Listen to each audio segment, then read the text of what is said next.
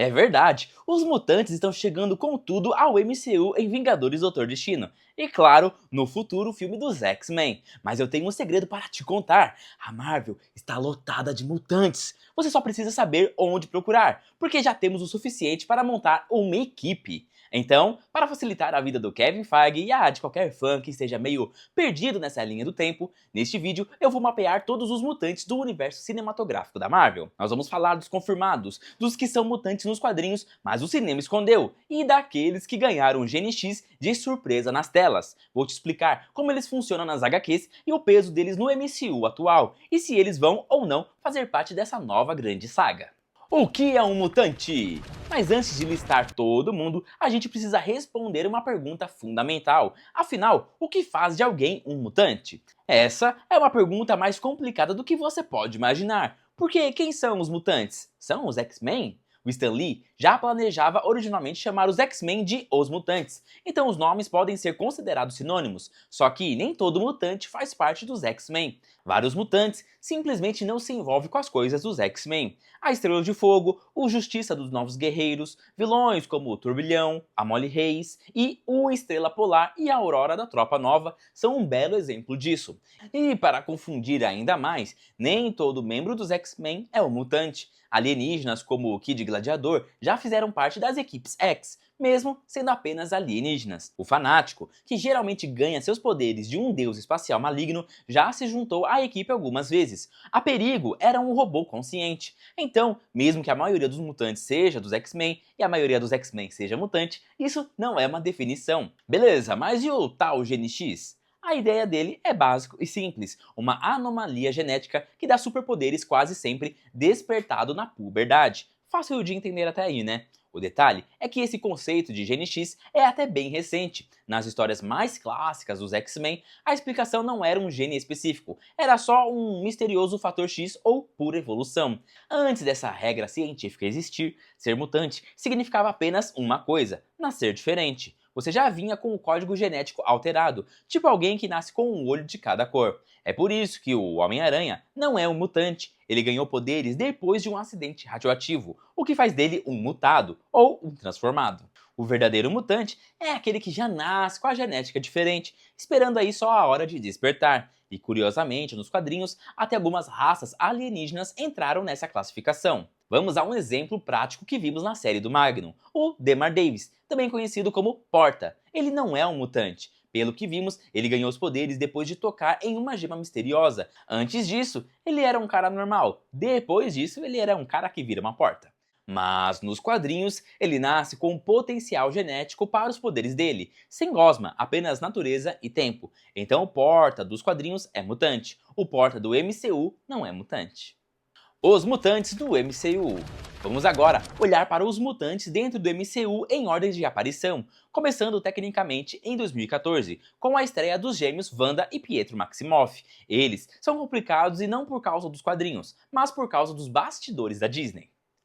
Antigamente, a Marvel vendeu os direitos de cinema dos seus maiores personagens. O Homem-Aranha foi para a Sony, o Hulk para a Universal e a Fox levou os X-Men, junto com o Demolidor e o Quarteto Fantástico. E o pulo do gato é esse: a Fox não levou apenas a equipe dos X-Men, ela levou todos os personagens ligados ao núcleo mutante.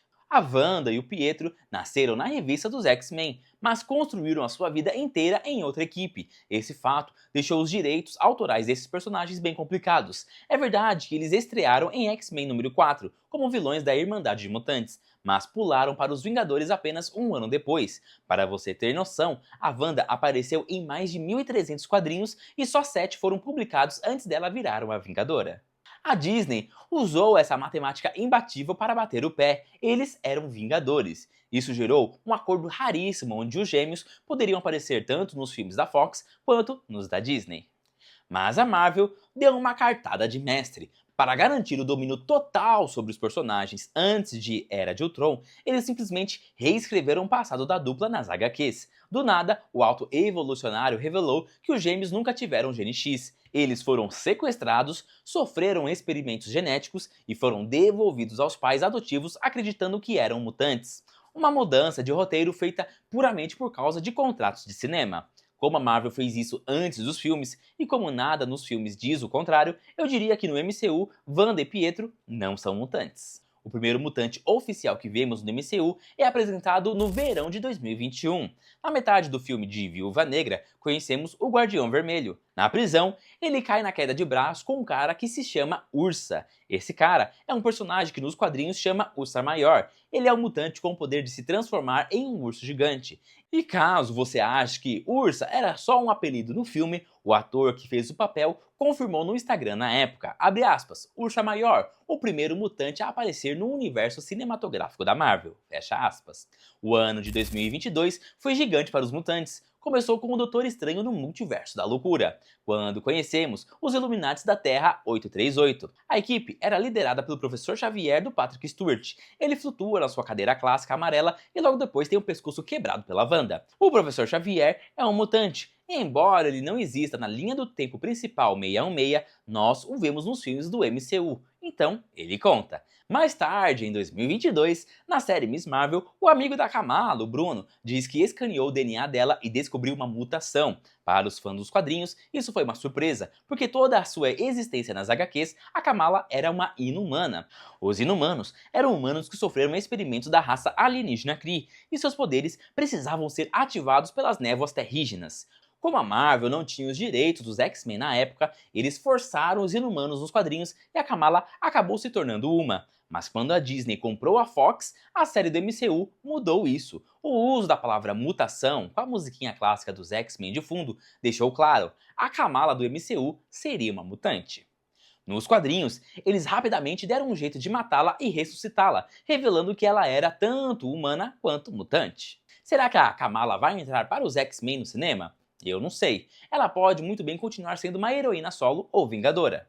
A série da She-Hulk foi um verdadeiro presente para quem ama os mutantes, e embora o programa tenha apresentado vários personagens obscuros, também teve uma referência muito legal a vários mutantes famosos. No episódio 5, tem uma ilustração mostrando a coleção de tênis do Pug durante os créditos. Ele tem tênis temáticos de todos os heróis que a gente já esperava. Capitão América, Homem de Ferro, Hulk e Visão, mas ele também tem tênis de alguns mutantes. E eu não estou querendo dizer que esses tênis provam que todos esses mutantes já existem no MCU sem ninguém falar nada, mas é um easter egg muito divertido. Esses tênis fazem referência ao Fanático, Colossus, Xavier, Namor, Bishop, o Ciclope, o Wolverine, o Homem de Gelo e o Cable. Além disso, Mulher Hulk nos trouxe dois mutantes de verdade. O primeiro apareceu no episódio 6. A Mallory e a Nick pegaram um caso de um mulherengo chamado Craig Hollis, embora ele faça questão de se chamar de Senhor Imortal. O Craig nunca explica de onde vêm os seus poderes, mas se a gente olhar para os quadrinhos, isso faz dele um mutante. O Senhor Imortal é o fundador de um grupo conhecido como Vingadores dos Grandes Lagos. Eles são um bando de pessoas com poderes super esquisitos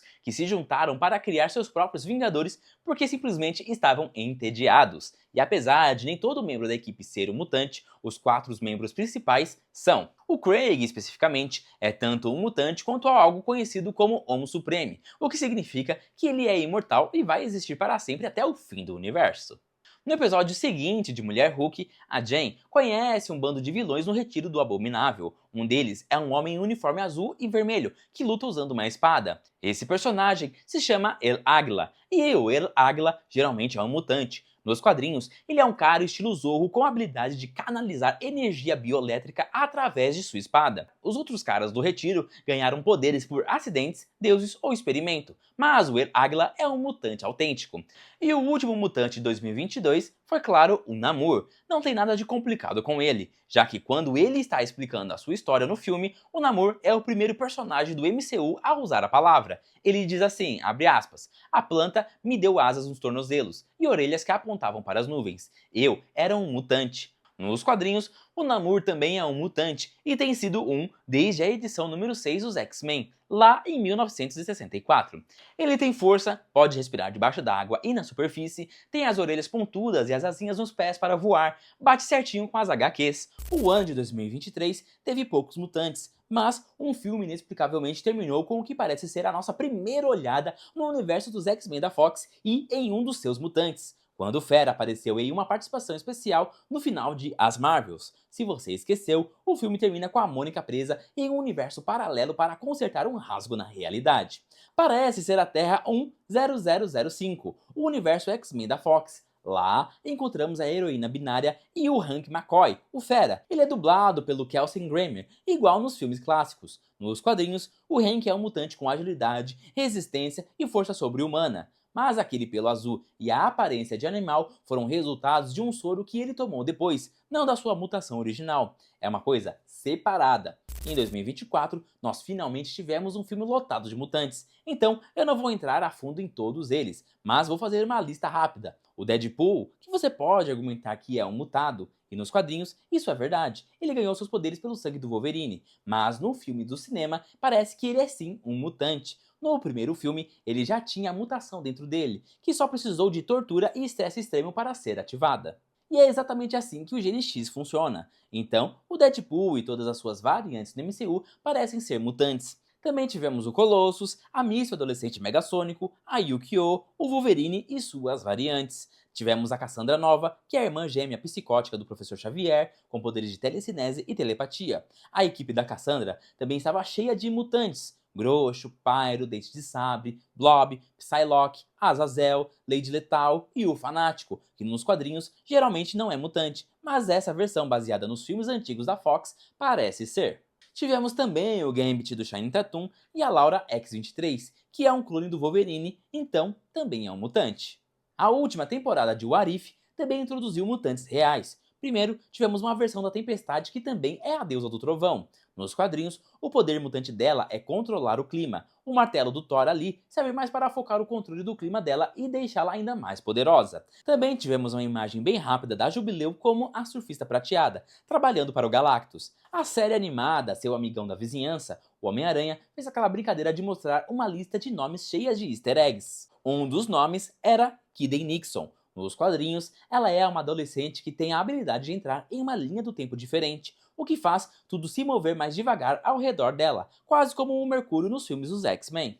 Já o ano de 2025 começou com poucos mutantes, então a Marvel precisava fazer valer a pena. Em Capitão América, A Admirável Mundo Novo, conhecemos a Hoot. Ela é uma ex-espiã, uma viúva negra que trabalha para o presidente Ross. No filme, ela não parece ter superpoderes, apenas usa uma armadura de batalha e pronto. Mas nos quadrinhos, a Ruth é uma mutante chamada Sabra. Ela é uma agente de Israel com poderes de voo, super força e até o dom de curar pessoas. Mas como a Marvel queria se distanciar de qualquer polêmica do mundo real com o Estado de Israel, essas conexões com os quadrinhos foram deixadas de lado no filme e a Sabra virou apenas a Ruth.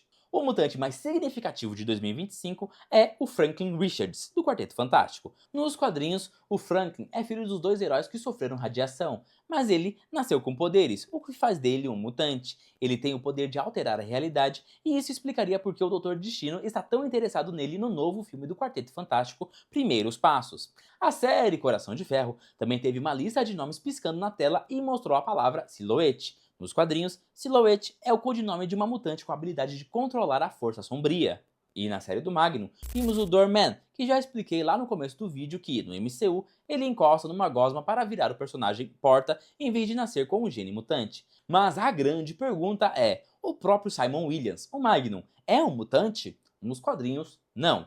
Ele ganha os poderes pela exposição a um raio iônico, mas aqui na série não tem raio nenhum e nem produtos químicos. Parece que um dia os poderes dele simplesmente ativaram do nada. E se for esse o caso, parece que ele é sim um mutante no MCU. O maior indício disso é a agência Controle de Danos caçando o Simon na série. Talvez o Controle de Danos esteja passando de apenas vigiar super-heróis para se tornar uma organização de caça aos mutantes. Ainda temos alguns mutantes não canônicos, como as referências ao Homem de Gelo nos brinquedos do parque temático Avengers Campus, da Disney. E aí, o que você me diz? Quais nomes eu esqueci ou quais aí teorias e conhecimentos você acha que ficou confuso? Tem a do Franklin Richards, que eu já vi aí no Reddit, que falaram que ele não era mutante, que ele era mutante, que ele enganou o Professor Xavier fazendo se passar por mutante, mas que na verdade ele não é. Mas e no MCU? Será que ele vai ser? Pra ficar ali tudo condizente com o novo universo? O que você acha? Eu fico até aqui, deixe o seu like, se inscreva no canal e até a próxima!